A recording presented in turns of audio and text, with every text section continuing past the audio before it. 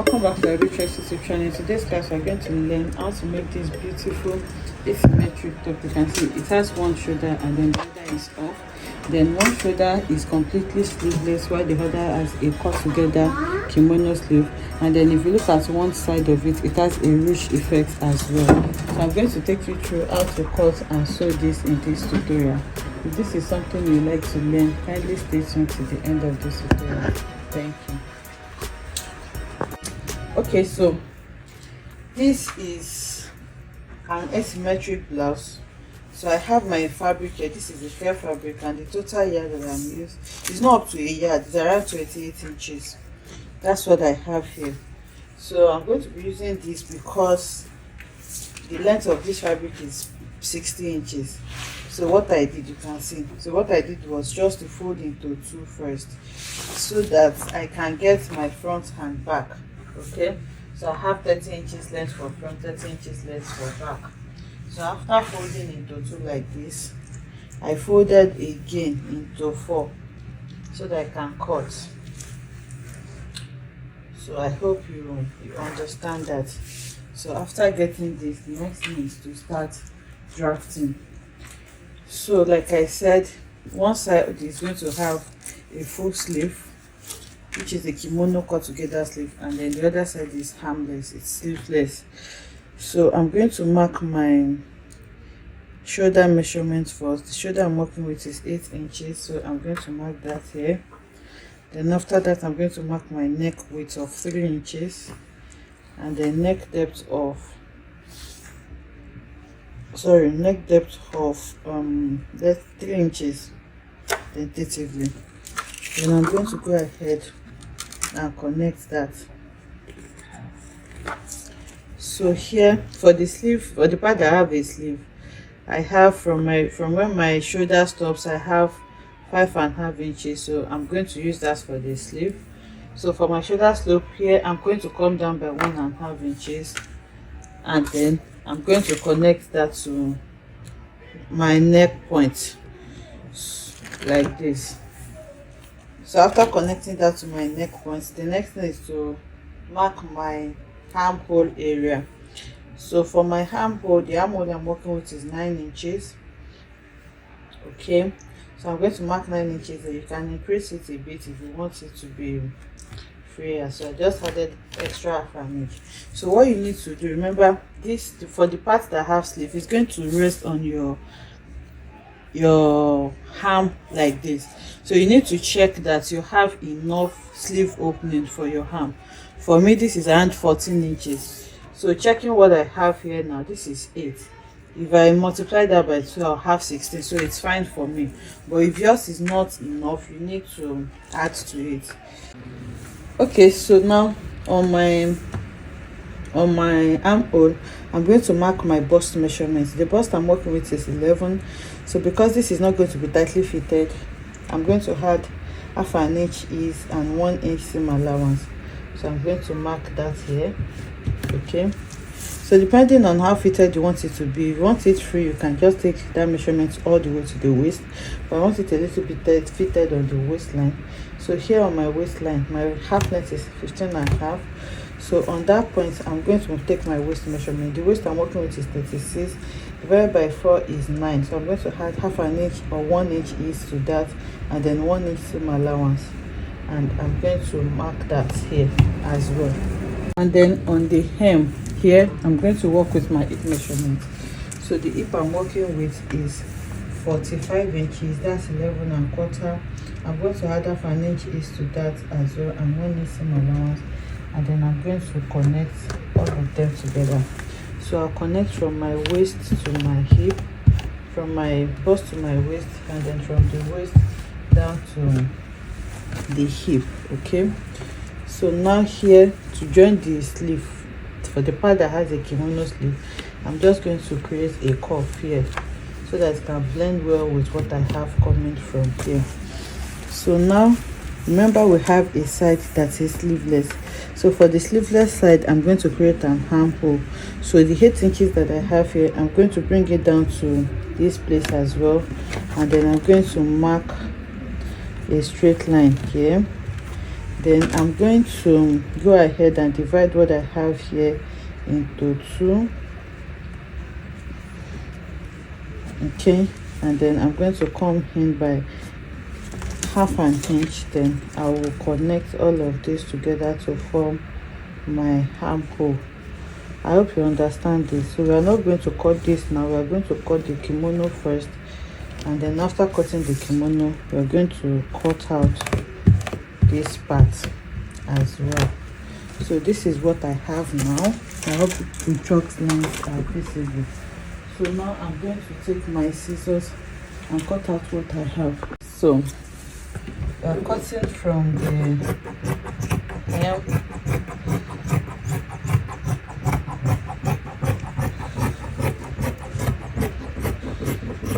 to the sleeve like this. Okay, so this is for the side that has kimono. So I'm just trimming the arm also that can be equal. You can also cut out your neckline and your shoulder slope as well. So after cutting this now, I'm going to go ahead and now pick the first 2. Okay, remember it's folded into 4. Okay, so you can just open it out. You can pick the first 2 like this. You have another 2 for the parts that have a sleeve.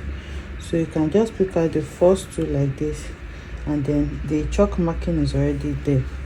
So I'm just going to go ahead and cut out my armhole. So this is one of front and one of back. Let me open it out so that we can understand what I'm doing. I'm not just picking out the front, you can see. Okay, so this is one front and one back that we are picking out, and then let me just cut it like this. I'll grab my scissors now and now cut out the armhole that I shaped for this part.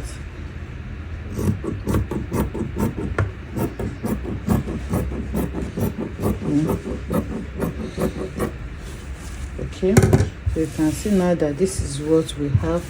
We have one side without the sleeve, and then we have the other side with the sleeve. So for the side with sleeve is an half shoulder. Okay, it's not going to be on a full shoulder. So to create that, depending on how half you want this to be from your shoulder, remember we just did 3 inches neck depth there. So I'm going to further go down by maybe 5 inches.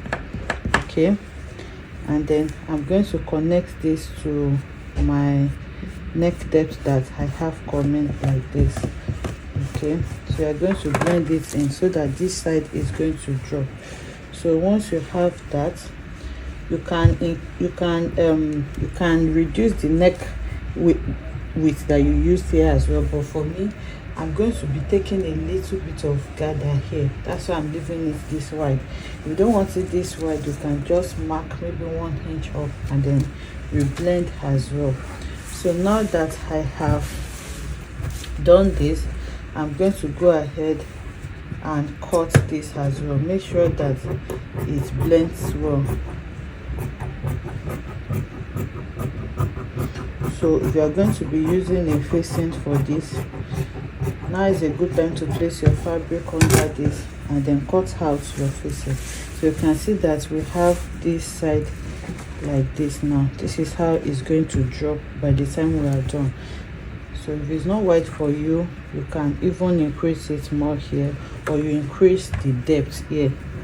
Okay, you can increase the depth that you're working with here like this. Okay, so it depends on you and how wide you want it to be.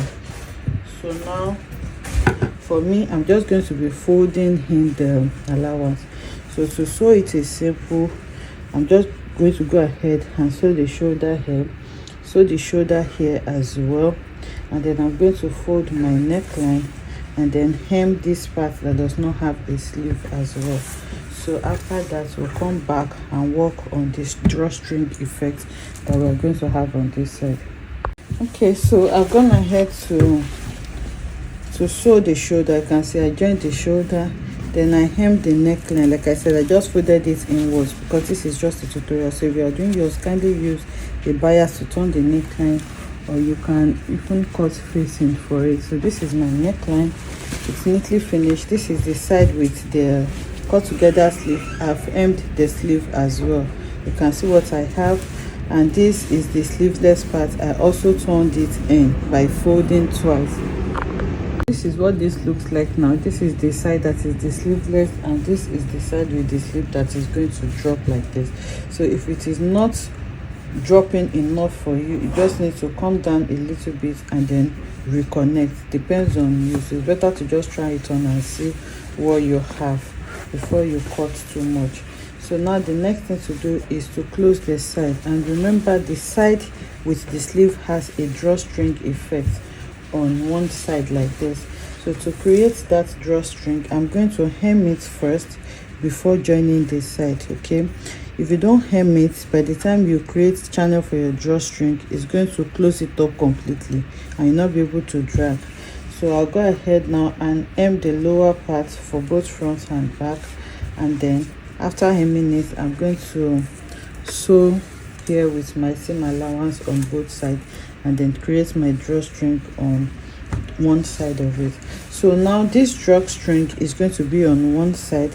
There are several ways you can do it. You can see for me, I cut on directly on my fabric, and I don't have so much fabric, so I'm just going to do it on one side. But if you want to introduce more volume to the side that you are doing it the drawstring on, you can just cut on your pattern and then you use your slash and spread method to introduce more volume to it. I hope you understand that. If you want a tutorial on that, let me know in the comment section. But this is a very simple freehand beginner friendly method that you can use. So I'll go ahead and hem the lower part now and then sew it by the side. Okay, so I've gone ahead to sew it by the side. So now this is the side that's going to have the ruche effect. So you can start from your waist area here, or you can start from the upper part depending on what you want. So what we are going to do now is to open up this seam allowance that we have here. Okay, this seam allowance that we have, I'm going to open it up, and then I'll go ahead and fold like this and sew on it, so that way I'll have a channel for my rope. That's why I said you need to close the hem first. So now I'll fold it a little bit and then sew it down. So after sewing it down, I have created my rope. You can put your rope inside before you sew, or you can use your safety pin to pass the rope. But first you need to note where you're going to start from, so that you can top stitch the rope to hold it down. So if you're starting from here, you just need to use your stitch to hold this rope together so that it can stay in place. So I have 2 ropes for each of the sides. So you do the same thing for the other side. Then once our rope is inserted in it, we'll be able to drag it. So I'll go and do this now and bring it back to show us. So I'm gonna ahead to add the ruche effect to it, and then you can drag it as much as you want. So this is what it looks like. You can see the drape that this is going to give on one side. So here on the shoulder here, you can just put some gathers here or pleats a little bit. That's if you want, and you can also leave it as it is. So I'm going to take it to the mannequin as well. You can see what it looks like.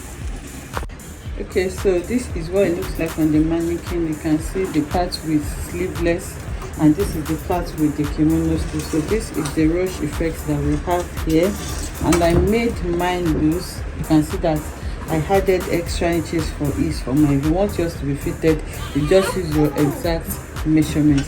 So this is what we have. You can see how beautiful it is and how simple it is to make. You can make the ruche effect as full as you want as well. I hope you enjoyed making this beautiful tutorial with me. If you enjoyed it, let us know in the comment section. Like, comment and subscribe to our channel, and I'll see you in the next one. Bye.